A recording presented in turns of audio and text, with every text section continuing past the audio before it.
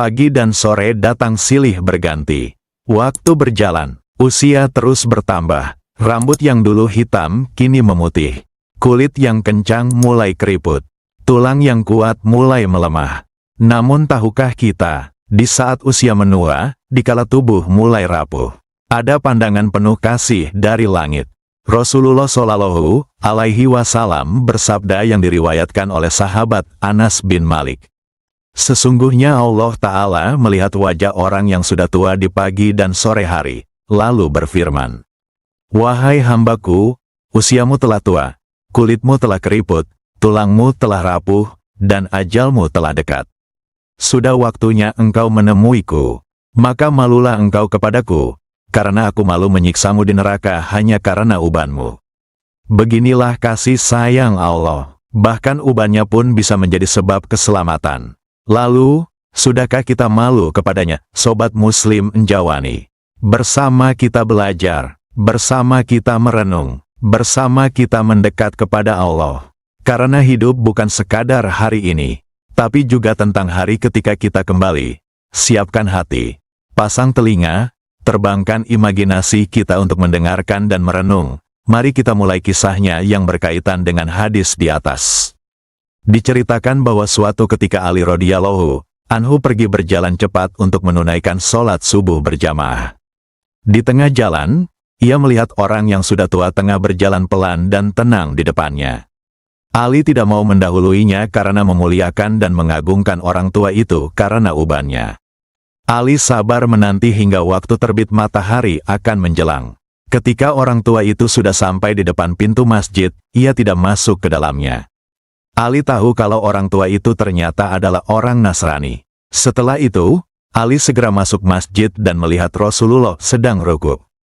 Kemudian Rasulullah memperlamakan rukuknya seukuran waktu melakukan 2 rukuk, hingga akhirnya Ali pun mendapati ruku beliau Shallallahu Alaihi Wasallam. Ketika Ali radhiyallahu anhu selesai dari sholatnya, ia bertanya kepada Rasulullah, "Wahai Rasulullah, mengapa Anda tadi memperlamakan ruku? Padahal Anda biasanya tidak seperti itu?" tanya Ali. Rasulullah menjawab, "Ketika aku ruku dan membaca Subhana Rabbiyal Azimi sebagaimana bacaan rutinku. Kemudian aku mau bangun dari ruku, maka tiba-tiba malaikat Jibril datang dan meletakkan sayapnya di punggungku dan menahannya lama. Ketika Jibril telah mengangkat sayapnya, maka aku pun bangun dari rukuku." Kemudian orang-orang bertanya, "Mengapa Anda memperlamakan ruku?" Rasulullah menjawab, "Aku tidak mempertanyakan kepada Jibril tentang mengapa ia menahanku." Kemudian Jibril datang dan berkata, "Hai Muhammad, sesungguhnya Ali tengah cepat-cepat pergi untuk berjamaah. Hanya saja, di tengah jalan, ia melihat orang tua Nasrani yang berjalan pelan di depannya, sedangkan ia sendiri tidak tahu kalau orang tua itu adalah orang Nasrani. Ia pun tidak mau mendahuluinya demi memuliakan orang tua itu karena ubannya. Ia mengedepankan hak orang tua itu. Kemudian Allah memerintahku untuk menahanmu saat ruku agar Ali mendapati jamaah sholat subuh bersamamu." Ini bukanlah hal yang aneh.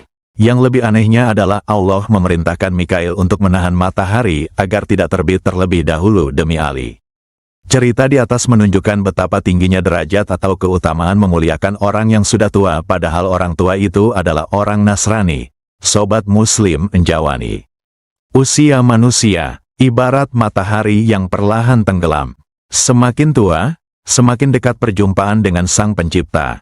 Di ujung kehidupannya, seorang ulama besar, dalam sakit, dalam lemah, tak meminta dunia, tak mengeluh tentang rasa, tapi ia hanya ingin satu hal, sebuah tanda bahwa ia telah dimerdekakan, bukan oleh manusia, tapi oleh Rob semesta alam. Inilah kisah kedua tentang seorang guru yang menjadikan sisa hidupnya untuk bermunajat, yang menjadikan uban dan usia senjanya sebagai alasan untuk mengetuk pintu rahmat Allah. Dan Allah, yang Maha Pemurah, tidak membiarkan air matanya sia-sia. Mari kita simak. Namun, silakan tekan like, share, komen, and subscribe channel ini agar dibukakan pintu rahmatnya supaya kita mendapatkan kebaikan dan manfaat dari gerak anggota tubuh kita. Mari, menjelang masa-masa kewafatan Guru Abu Mansur Al-Maturidi, Semoga Allah mengasihinya. Saat itu ia telah berusia 80 tahun.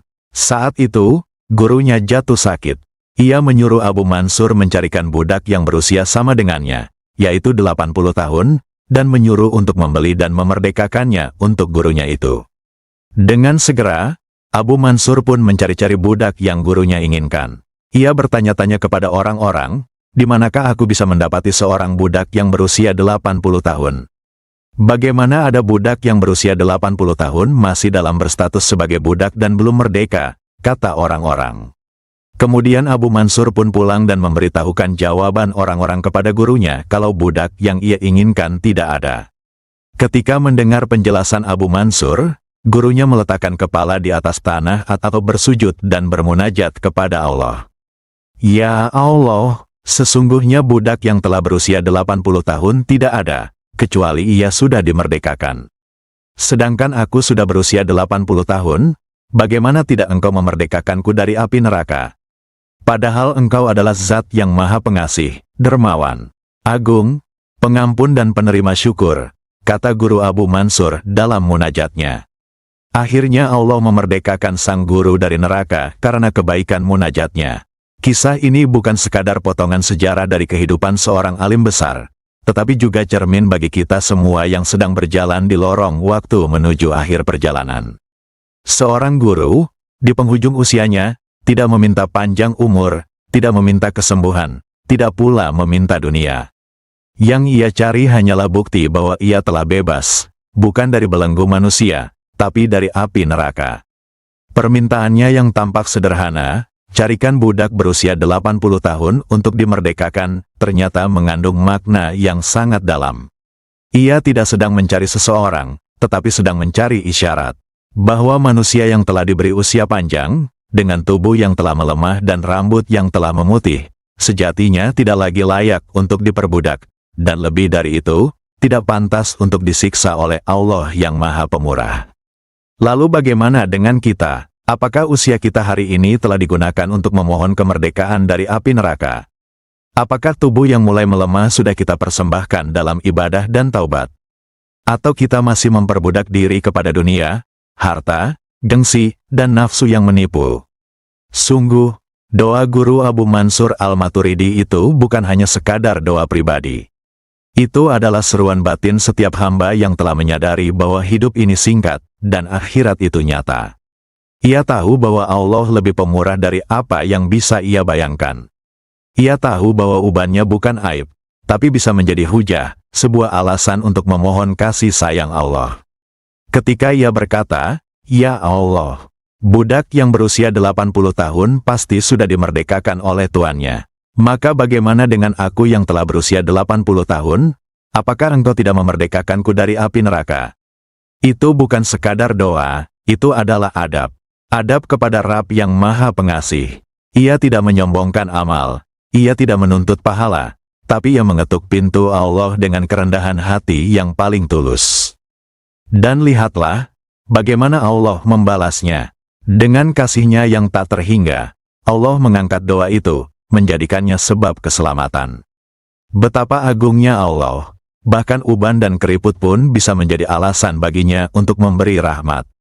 Maka, wahai saudara seiman, bila rambut kita telah memutih, jangan hanya sibuk menyemirnya, tapi periksalah, apakah ia telah menjadi saksi ketaatan atau kelalaian. Bila tubuh kita mulai melemah, jangan hanya mengeluh tentang penyakit, tapi tanyakan, apakah kelelahan itu karena berjuang di jalan Allah, atau karena mengejar dunia yang tak pernah cukup. Bila usia kita telah mendekati senja, jangan hanya menyiapkan warisan harta, tapi siapkanlah bekal abadi, yang kelak menyelamatkan kita dari neraka dan menuntun kita ke surganya.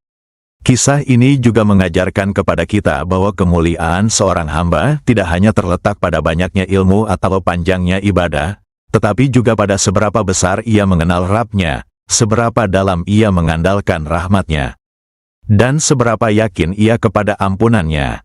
Seringkali, kita merasa amal kita cukup, padahal belum tentu diterima. Kita merasa sudah banyak memberi, padahal belum tentu ikhlas. Kita merasa lebih baik dari orang lain, padahal bisa jadi kita yang tertinggal jauh. Tapi seorang hamba yang sadar, justru tidak pernah merasa aman dari murka Allah. Ia menangis dalam sujud, karena sadar dirinya lemah. Ia meminta dengan penuh harap, karena tahu Allah Maha mendengar. Dan ia malu kepada Allah, karena sadar tak ada yang bisa ia banggakan selain pengakuan sebagai hamba yang bergantung penuh kepada Tuhannya.